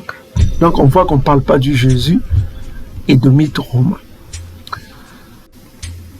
Souvenez-vous, la prophétie de Michée avait dit le reste de ses frères reviendra auprès des enfants d'Isolélé. Donc on voit qu'il y a eu réconciliation au temps d'Ézéchias. Vous pouvez lire dans 2 Chroniques chapitre 31.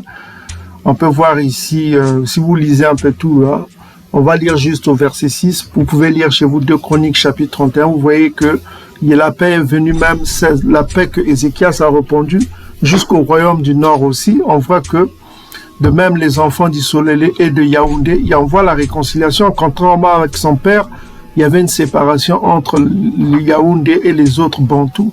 On voit qu'au temps d'Ézéchias, le reste des frères reviennent.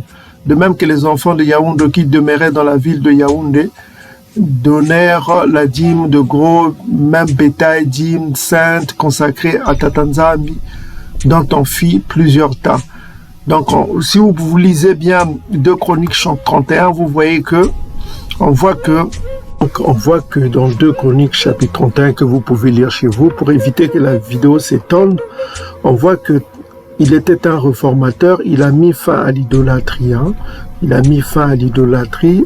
Lorsqu'il fut terminé, tous ceux d'Isolélé qui étaient présents partirent pour les villes de Yaoundé. Ils brisèrent les statues, abattirent des idoles et renversèrent entièrement les hauts lieux et les hôtels dans tout Yaoundé et Benyamounou et dans Pélaï et Manassé, c'est-à-dire dans les royaumes du Nord. Donc on voit qu'il a mis fin à l'idolâtrie, à la sorcellerie, tout ce que vous pouvez lire. Vous lirez cela dans 2 Chroniques chapitre 31, comme l'avait annoncé Nabi Mika. Michée a parlé de ça. Donc vous pouvez lire chez vous hein, pour connaître un peu, voilà quoi, la suite. Donc on voit que le royaume du Nord, Isolélé du Nord, ils sont revenus à Salama pour prier. Ils ont abandonné la Samarie qui était le lieu de culte du royaume du Nord. Donc vous pouvez lire la suite chez vous pour éviter que l'impact de Ézéchias a atteint même le royaume du Nord. Il y a eu réconciliation. On voit que même les nordistes aussi commençaient à venir à Salama pour encore se soumettre à Tatanzambi qui agissaient à Salama. Donc ils ont oublié la Samarie qui était leur lieu de culte. Donc ils revenaient à Salama. Vous pouvez lire la suite chez vous. Et pour la paix qu'a donnée Ézéchias, Kesaïa, vous pouvez lire aussi dans d'autres écritures, notamment dans 2 Rois chapitre 18 et 19, Ésaïe chapitre 36 et Ésaïe chapitre 37, on parle aussi du fait que le Tout-Puissant agit en faveur d'Issolélé pour donner la paix. C'est cette lumière-là que le Tout-Puissant a envoyée pour délivrer le peuple, la délivrance du peuple bantou. On a vu l'essentiel, qu'il a fait des réformes contre les idoles, tout ça comme ça, on a déjà vu. Bon, maintenant, ce qu'on va voir, on va conclure cette vidéo parce qu'on ne veut pas qu'elle soit longue. On vous a donné un peu des écritures pour que vous-même vous fassiez des recherches. Maintenant, pour que vous-même vous fassiez votre lecture. Ce qu'on va voir, c'est à propos de... On revient encore dans la Septante traduite par Brenton Septuagint, la Septante qui date des siècles avant l'ère chrétienne, traduite en grec. Donc, c'est avant l'ère chrétienne, cette traduction. OK? Donc, ce qu'on a pour Ésaïe, il n'y a pas ce que les chrétiens ont. Un enfant nous est né, on l'appellera Dieu Tout-Puissant. Ça, c'est faux, ça. Ça, c'est venu après pour conquérir des peuples, pour vendre Jésus-Christ. OK? Aux plus offrants. Et les plus offrants étaient les bantous idolâtres qui ont accepté cette merde. Maintenant, qu'est-ce qu'on nous dit ici dans Ésaïe chapitre 9, verset 5, la version Septante traduite, ok, que lisaient même les papes anciens. On vient de le voir notamment avec l'ancien pape édomite romain, ok, voilà quoi. Avec les anciens papes édomites, on a vu qu'ils lisaient cette version-là. Et cette version est ancienne.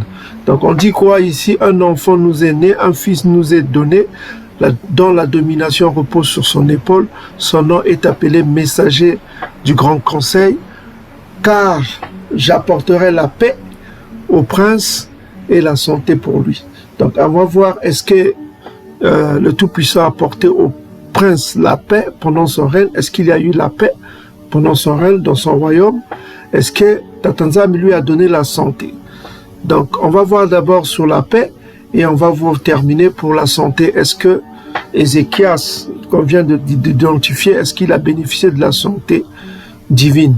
Pour cela, on va commencer pour la paix. On va aller dans Ésaïe chapitre 39 verset 8 et on va terminer dans Ésaïe chapitre 38 verset 1 à 5, dont vous trouverez l'écho dans 2 Chroniques chapitre 32 puis 32 à partir du verset 24.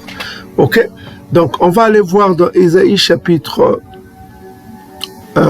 38 verset 1 à 5, est-ce que Tatanzam a apporté la paix à cet enfant qui est né? Parce que les gens croient que c'est Jésus-Christ. Ce n'est pas Jésus-Christ dont parle Ésaïe chapitre 9 verset 6 dans les traductions modernes, et dans les traductions anciennes, c'est Ésaïe chapitre 9 verset 5. Un enfant nous est né. Ok? On a lu tout à l'heure que le Tout-Puissant va l'apporter la santé. Est-ce qu'on va voir, est-ce que Ézéchias a bénéficié de la santé divine? Tatanzam lui a-t-il donné de la santé? Donc on voit ici dans Ésaïe chapitre 38 verset 1 à 5, on dit quoi? En ce temps-là, Ézéchias, c'est-à-dire Kesaïa en langue hébraïque, voilà quoi, paléo-hébraïque, Kesaïa, fut malade, il était malade à mort. Le prophète Isaïa, Ésaïe fils d'Amoz, vient auprès de lui dit, ainsi parle Tatanzam toi Mazulu, donne tes ordres à ta maison, car tu vas mourir et tu ne vivras plus. On lui annonce sa mort imminente. Ok? Que dit le commun? Verset 2. Ésaïe 38, verset 2. Donc on dit ceci. Ézéchias tourna son visage contre le mur, fit cette prière à Tatanzam. Il dit ceci. Ça c'est la prière d'Ézéchias à Tatanzam. Oh Tatanzam, souviens-toi que j'ai marché devant ta face avec fidélité et intégrité de cœur.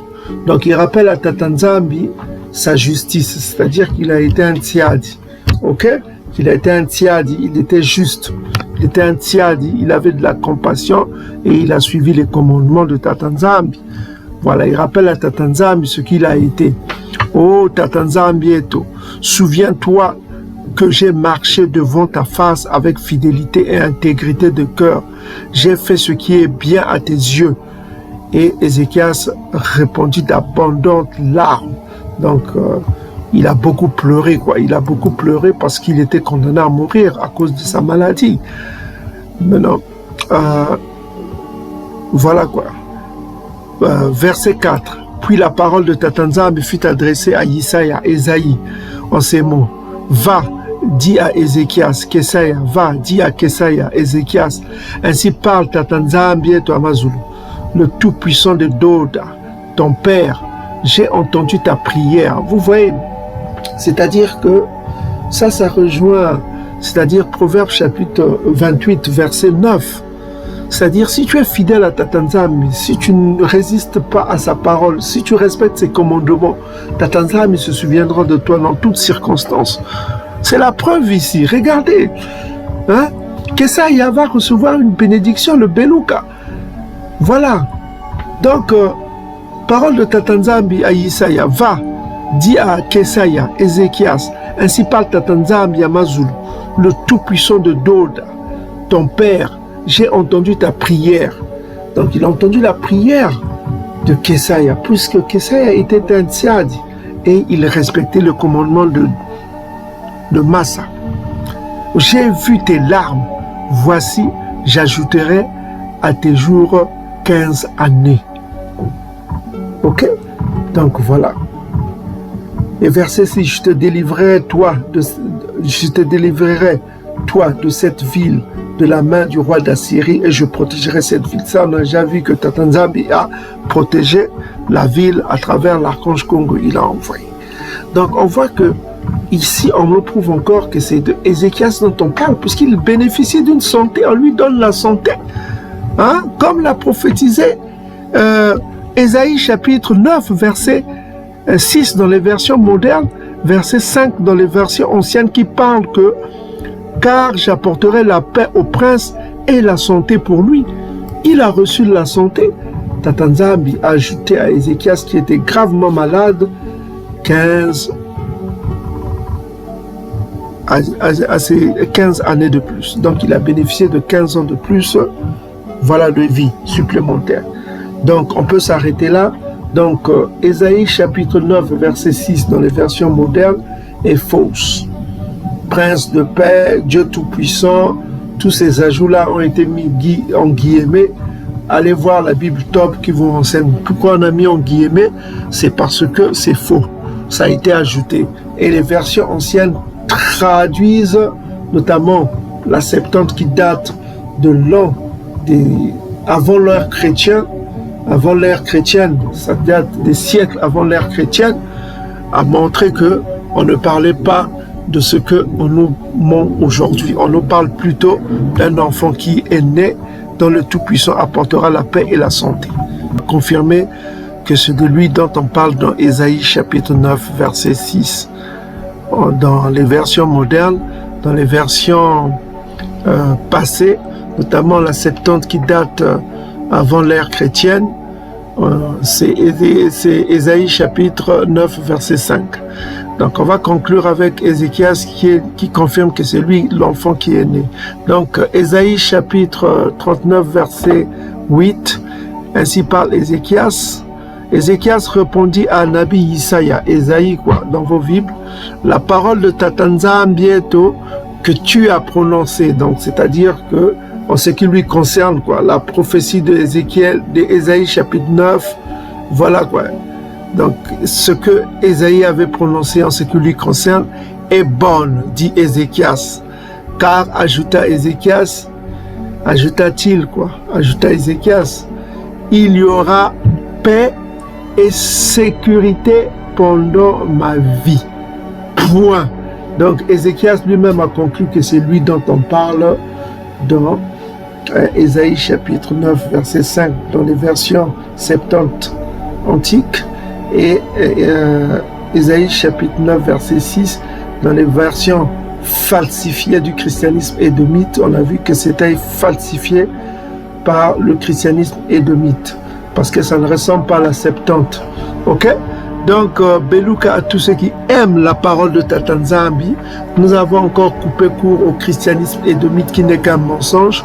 Donc, peuple bantou, peuple du Dieu vivant, revenez à Tata Nzambi seul, Tata Nzambi qui doit être adoré, parce que c'est lui qui envoie l'archange Congo. Le fils dont on parle dans le psaume chapitre 2, c'est lui-même Doda qui va régner comme le nouveau Messie. On en parlera dans d'autres vidéos. Donc, Beluka, à tous ceux qui aiment Tata Nzambi et Toama Zulu, le seul et unique tout-puissant de l'univers, il n'y a pas d'autre. Ok, tournons-nous vers Tata Nzambi, arrêtons avec l'idolâtrie. Jésus-Christ est faux, c'est un mensonge. Ok, de l'homme impie, l'homme édomite qui sera détruit éternellement, selon Ésaïe chapitre 34 verset 5 est confirmé dans Nabi Yilimaya, Jérémie chapitre 39 verset 10. Donc, et Salama, que Tata Nzambi, le Dieu suprême, nous envoie l'archange Congo et que l'archange Congo règne et que Nabi Doda règne et Salama, et que le peuple bantou, le reste du soleil règne et Salama.